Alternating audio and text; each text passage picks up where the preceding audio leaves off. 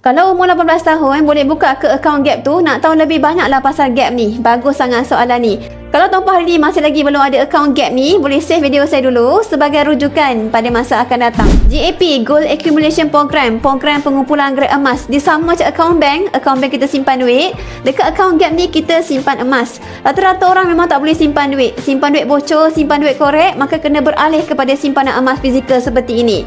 Kerana emas dicipta untuk kita simpan.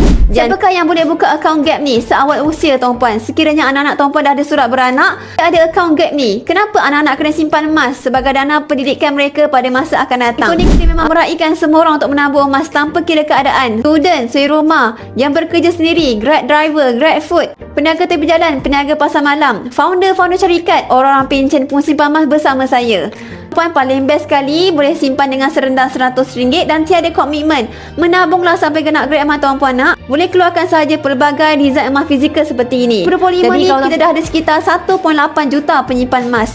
Mereka simpan emas dengan ilmu. Peliknya mereka simpan secara konsisten setiap bulan. Berbeza dengan orang yang simpan emas dekat bank sebab mereka tiada ilmu. Antaranya kenapa mereka simpan emas untuk pergi haji, untuk pergi umrah, beli rumah, bayar full settlement, macam-macam lagi. Jadi kalau tuan-puan hari ni nak simpan emas dengan ilmu, bermatlamat, nak kaya dengan emas, boleh rujuk pin video saya dan saya akan bantu tuan-puan sampai kaya.